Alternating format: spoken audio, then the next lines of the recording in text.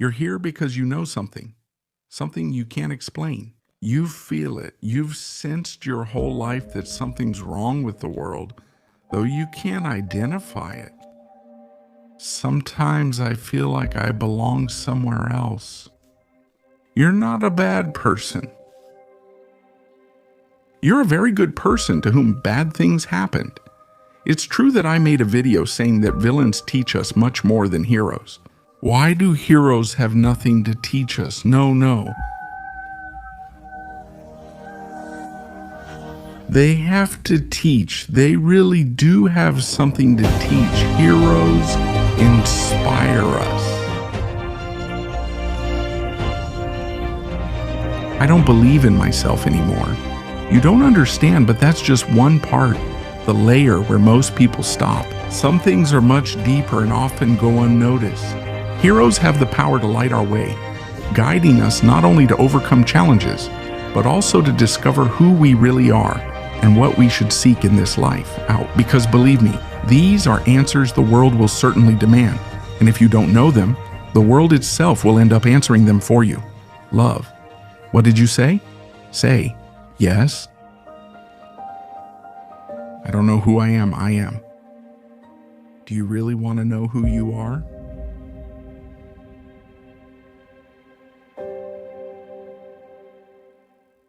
What's the first image you picture when you think of a hero? Most people think of religious figures, movie characters, cartoons, athletes, or even people from their own lives. And regardless of the image, in one way or another, everyone has, or at least has had, some hero in their life. My hero.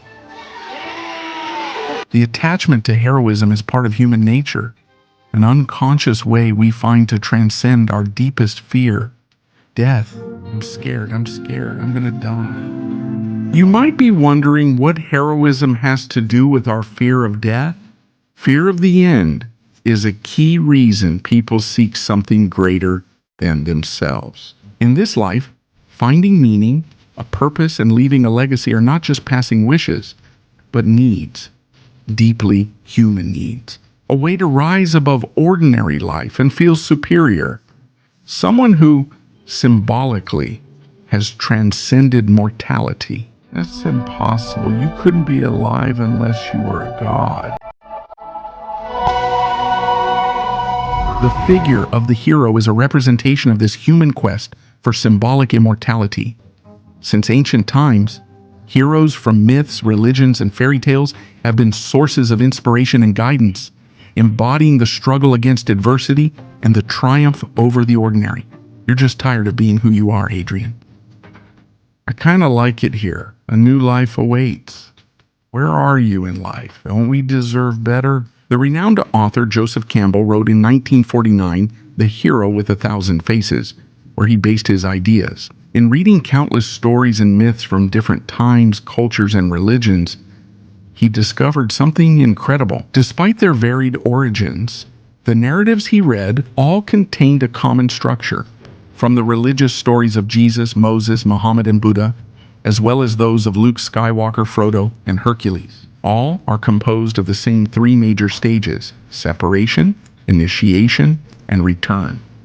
This is what he called the hero's journey. Within these three major stages, there are even more detailed phases that describe the hero's complete process of transformation.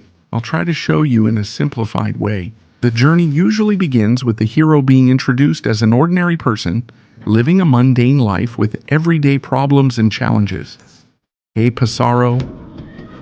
Ask him to stop. Run away from here. At a certain point in the story, the protagonist receives their call to adventure. You need to see it for yourself. No. You're a wizard, Harry. Harry. But this calling is usually ignored because there is still some resistance, whether it's fear or insecurity about leaving the comfort of the life you already know. I am what? Wizard, right? No. You made a mistake. I can't be a wizard. I'm Harry. Until something happens in the protagonist's story, something strong enough to make him accept the call and leave his ordinary life. So where am I from? Why was I abandoned? You are the best parents there are, but it's necessary. After accepting the call, the hero usually meets his mentors and allies, who will help him develop to cross the path. You know, There's an old saying, when the pupil is ready, the master appears. If you want to kill him, I can help and teach you how to move, think, and take revenge with honor. It will require dedication and time. then comes the testing phase where the hero will face challenges and difficulties that often make him consider giving up. What if, after all I've been through, something went wrong in me and I leaned toward evil? Be down, I'm afraid. But he realizes he has no other option but to go all the way to develop himself even more, to face his fears and confront reality. If I lose, And you lose, at least you lose with no excuses, no fear, and I know you can live with that. after a lot of effort and struggle, he achieves what he was looking for. He ran away from home, dishonored our army, destroyed my palace, and saved everyone's life.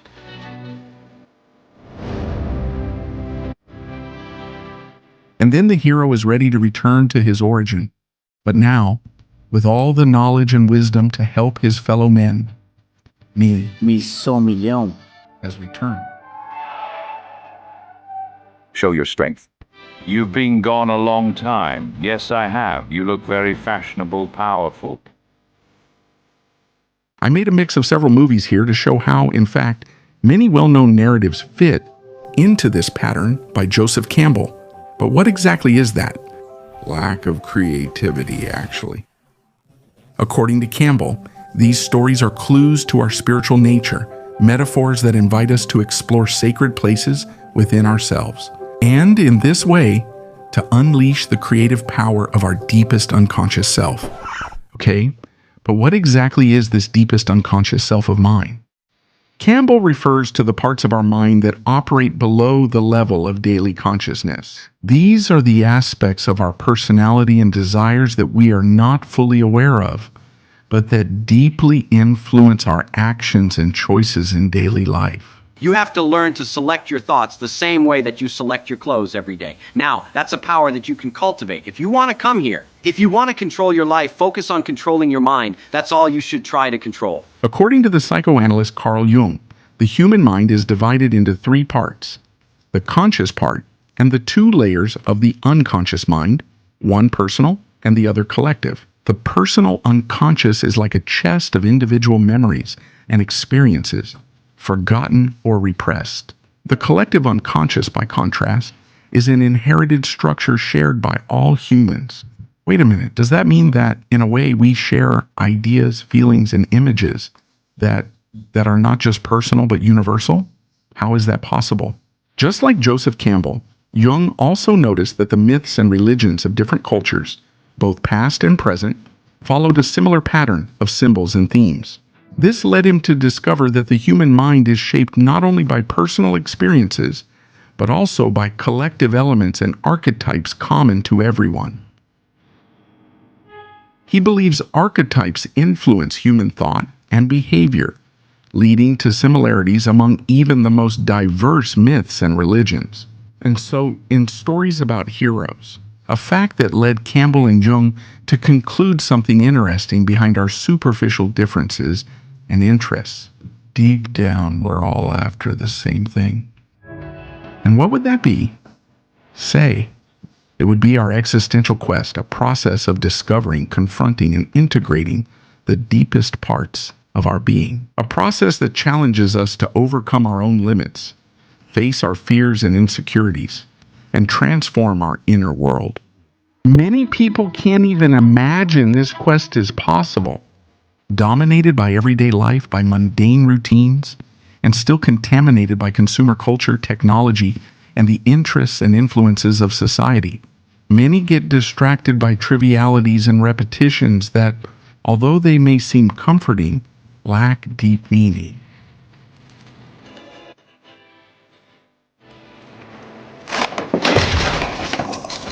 It is these distractions that prevent us from starting our own hero's journey, a path that, although unique to each of us, connects us through the common journey of self-discovery and personal growth. To better illustrate what I'm talking about, I'll use the character development of Christian Bale in Batman Begins, where this archetypal journey is masterfully symbolized. If you make yourself more than just a man, if you devote yourself to an ideal, and if they can't stop you, then you become something else entirely. What is a legend, Mr. Wayne, well, let me explain. Bruce Wayne is a billionaire whose parents were brutally murdered before his eyes. Still as a child, he is consumed by trauma and by the belief that his purpose in life is to avenge his parents' death. My parents deserve justice. He believes that revenge is the justice missing to bring peace to his soul. All these years, I wanted to kill him. However, after failed attempts, Bruce realizes how insignificant revenge would be as a solution for his life. United States. This isn't about justice, it's about revenge. Sometimes they're the same. No, they're never the same. Bruce, justice is about harmony. Revenge is about you making yourself feel better. Because that, in fact, would dishonor your parents' legacy, who always fought to make Gotham City better. Your father would be ashamed. After that realization, he understands how far he is from achieving something great for his city, how tied he is to the image of the billionaire heir. A young man who hasn't suffered, doesn't know what despair is, and hasn't faced the great fears of life. Now you think because your mommy and your daddy got shot, you know about the ugly side of life, but you don't. You're Bruce Wayne, the Prince of God. Don't come down here with the Ranger. This is a world you never understand, and you always fear what you don't understand. Knowing this, he decides to give up everything. He runs away from his everyday life and disappears in search of a journey of self-discovery, far from the stereotypes and standards that his world has to offer. On this journey, he meets his master. Who I am is greatly feared by the criminal underworld, the man who... A man who not only teaches him martial arts, but also guides him in overcoming his fears. What you really fear is inside your zone. No. You must journey inwards. More than just facing them, your master teaches you to transform them into strengths, characteristics, and unique traits of your personality. What? Maybe that scared me then. My enemies shared my friends. Despite the learning, Bruce breaks with his master because he disagrees with his ideologies and intentions, and returns to Gotham City with a new philosophy of life. I want to show Gotham's people their city isn't ruled by criminals and the corrupt. But this time, not as an ordinary man anymore, but as a symbol. As a man, your flesh and blood can be ignored. I can be destroyed, but as a symbol, I can be incorruptible. I can be everlasting. What the hell are you? I'm Batman. I told this story because it perfectly portrays the hero's journey, where the hero suffers a disappointment. He leaves his everyday life to begin his existential quest. He faces despair, doesn't let himself be influenced by others, learns to integrate his fears and insecurities, and finally returns to his city to help his people. I never said thank you, and you'll never have to. And here's a question for you. Have you ever been deeply moved by a movie or a story without knowing exactly why? Campbell taught us that there might be a clue there to something dormant in that deepest part of your unconscious we talked about earlier. But since we are often so attached to beliefs we consider absolute truths, we end up distancing ourselves from reality, confusing external symbols with what is real, just like we confuse money with well-being. Start, for example, or even our work, our possessions, and our status with our true identity. It's not working. I need the suit back. No, please. I'm nothing without this suit. If you need the suit, you shouldn't have it. In this sense, heroes can help us let go of these beliefs, serving as a form of catharsis, a process of liberation, expulsion, or purging of what is foreign to the essence or nature of an individual. Catharsis. It can occur in many ways, like through arts, religion, and literature. It was a term that became popular in the context of Greek tragedy, where it was believed that by witnessing the emotions of pity and terror experienced by the characters, the audience could release strong emotions, and in this way, come to a deep understanding of them, achieving a kind of inner purification. Isn't it odd?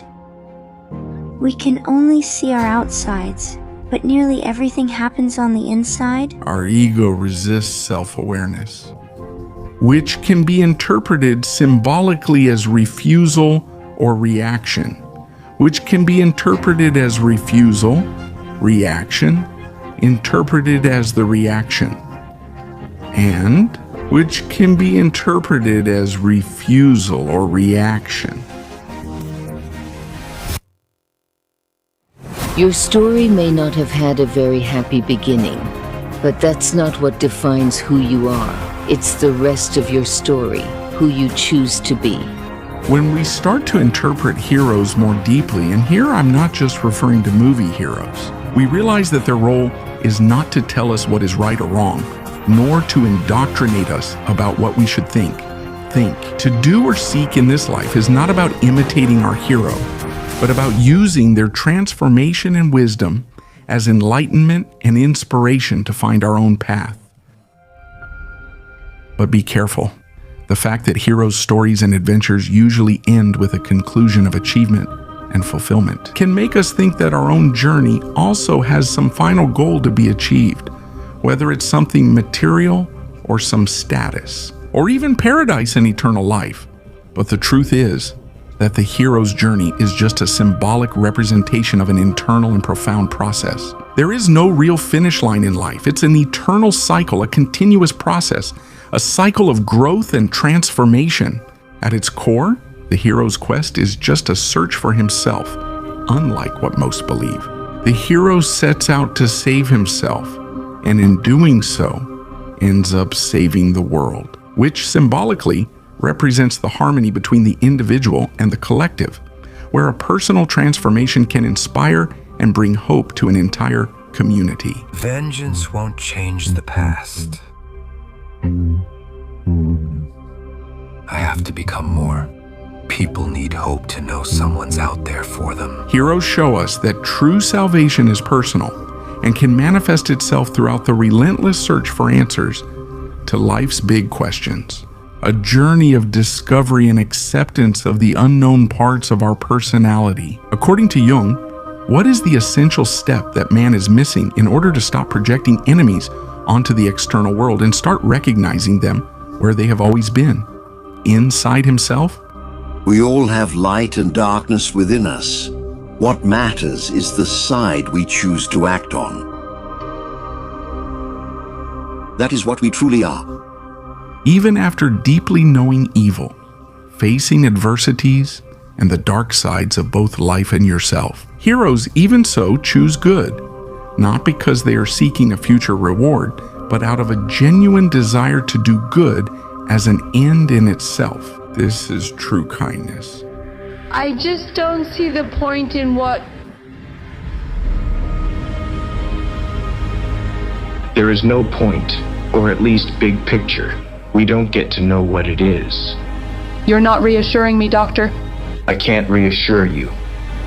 Believing there's a way to be safe is childish and cowardly. It prevents you from experiencing anything, even good things. In real life, the vast majority prefer to abandon their existential search and opt for the easiest and most widely accepted answers. That's because, from an early age, we are conditioned this way, led to accept these simplistic and unsatisfying answers as absolute truths, even though instinctively we know there's something more.